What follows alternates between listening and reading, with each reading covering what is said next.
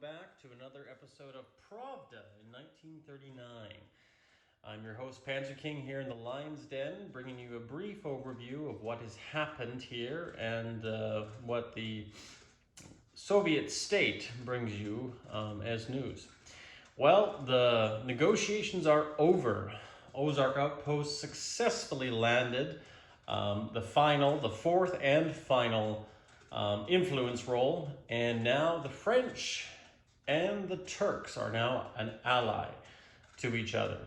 So they have joined the Allied camp, and Ozark has already immediately moved several of his forces to different locations within Turkey.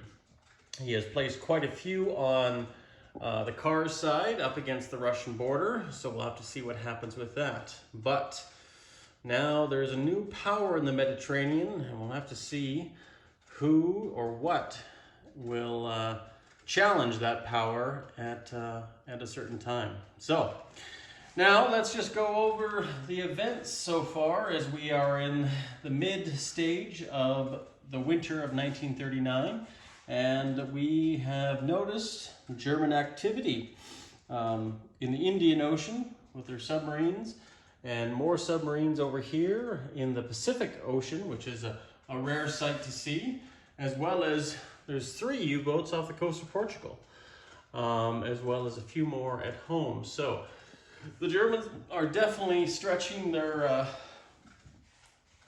claws out. Who knows if war may break out next turn, but if it does, we'll have to try to be prepared for it as much as we can. Abyssinia down here is holding strong.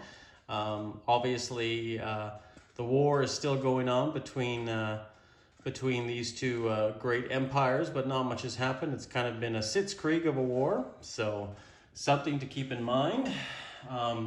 If my Allied friends are watching, they definitely could even push the narrative and try to take Eritrea, but I know they're not that strong right now, so they may hold back. But the British are building a new minor shipyard in Bombay there. Obviously, they have plans of releasing a few more ships into the Indian Ocean under the Far East Command. And the Far East Command has been so kind to rescue the Canadians, the Queen's Light Infantry, the Patricias. And they have taken them from their station there in Western Canada and moved them down here to the Solomons to get some sun. I can only see that they might be moving on somewhere into Asia, or Hong Kong, Singapore perhaps, to have some historical value, which really warms my heart to see the Canadians not only here on the move, but over here we have the Queen's Rifles stationed in Eastern England in the Midlands with an artillery division nonetheless too. So the Canadians are definitely answering the call, as well as the Australians, to the British to the British war effort. So that is interesting to see, and like I say, really neat. Over here we have the Chinese that have now 5 anti-aircraft guns, and forgive me for not painting that, in Yunnan there. So definitely they're putting up a big fight there for the Japanese if they do decide to move on to Yunnan. The CCP are still holding their pact of non-aggression to everybody because they just want to survive, and hopefully they can. And of course the Japanese Navy, that 21st Fleet in Sea Zone 89, is a sizable force, and definitely it holds the power or the balance of power in the Pacific, as the American fleet still is much smaller. The lovely Australians just laid down a battle cruiser here this turn, so we'll see if that ends up in the waters in the next turn or not. And if it does, well, the Australian Navy will have a new capital ship, probably the Renown or Hood class. We're going to go over here and just check out what's happened in South America. Not too much, very peaceful state, as well as in the Americas. Not much has gone over into the United Kingdom. We can see the Royal Air Force has been built up. You can see there's 3 Spitfires there, a Wellington and a Halifax bomber there. So their Air Force is slowly being built up to challenge the mighty Luftwaffe across the English Channel, because you can see quite a build-up. And of course, now the Germans have finally devised and acted their second SS Das Reich division, and that's going to be a medium panzer there, Panzer Mark IV. So that's an elite panzer along with her other sister panzers in Western Germany.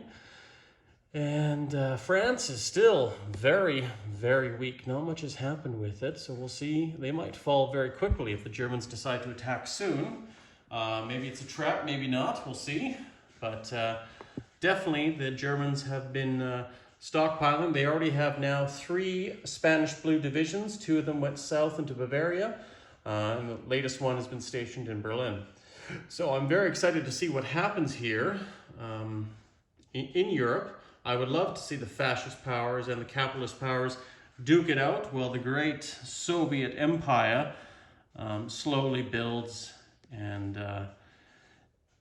reinforces its lands to prepare for war.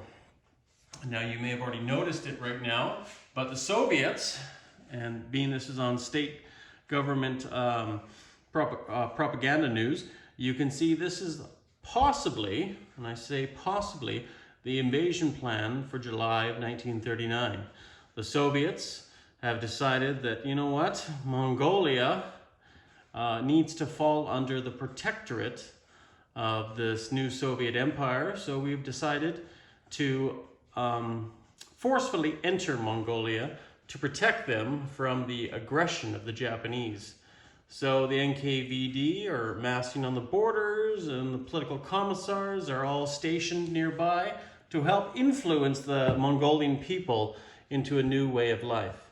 But nonetheless, further south, you can see Iran, and we have these 2 beautiful places, Azerbaijan and northern Iran, that might incur, and I stress might incur, the wrath of the Soviets. But we just noticed the Turks have placed more units there. So if they do interfere with our plans, then the Soviets might have to declare war on the Allies, because we will not stand for Allied aggression. But of course, the Turks are very peaceful people. They understand that Russia is not their enemy. So we will see how that goes. Moving south down into India, we have